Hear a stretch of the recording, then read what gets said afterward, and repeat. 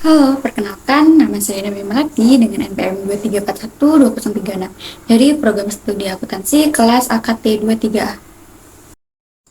Di sini saya akan membahas materi tentang ukuran pemusatan data tunggal. Ukuran pemusatan data tunggal adalah suatu nilai yang mewakili suatu kumpulan data dan menunjukkan karakteristik dari data tersebut. Dalam ilmu statistika terdapat 3 ukuran pemusatan data yang sering dipakai, yaitu mean, rata-rata, median, nilai tengah, dan modus, nilai yang paling sering muncul. Mean digunakan untuk menggambarkan pusat data dan dapat dihitung dengan cara menjumlahkan semua nilai data dan membagi dengan jumlah data. Kemudian median, nilai tengah. Median adalah nilai tengah setelah data diurutkan dari nilai terkecil hingga terbesar. Jika jumlah data ganjil, maka median adalah nilai tengahnya. Jika jumlah data genap, maka median adalah rata-rata dari dua nilai tengah. Yang terakhir ada modus, nilai yang sering muncul. Modus adalah nilai yang paling sering muncul dalam suatu kumpulan data. Modus dapat dihitung dengan cara menentukan frekuensi terbanyak dari data tersebut. Modus digunakan untuk menggambarkan nilai yang paling umum muncul dalam suatu kumpulan data. Kuartil, desil, dan persentil adalah ukuran pemusatan data yang digunakan dalam statistik untuk menggambarkan distribusi data. Masing-masing memiliki definisi dan rumus yang berbeda-beda. Kuartil adalah nilai yang membagi gugus data yang telah tersortir. Scanning menjadi 4 bagian yang sama besar. Terdapat 3 kuartil, yaitu kuartil pertama, kuartil kedua, dan kuartil ketiga. Kuartil pertama memisahkan 25% frekuensi pada bagian bawah distribusi dan 75% frekuensi pada bagian atas distribusi.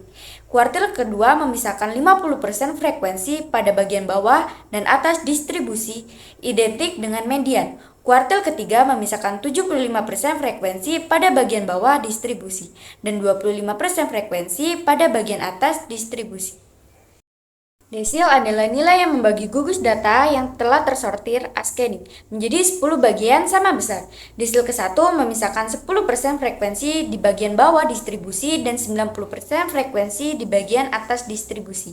Desil kelima memisahkan 10% frekuensi di bagian atas distribusi dan 50% frekuensi di bagian atas distribusi, identik dengan median dan kuartil kedua. Desil ke-7 memisahkan 70% frekuensi di bagian bawah distribusi dan 30% frekuensi di bagian atas distribusi.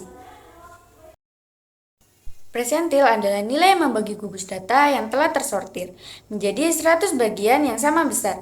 Presentil ke-1 memisahkan 1% frekuensi di bagian bawah distribusi dan 99% frekuensi di bagian atas distribusi.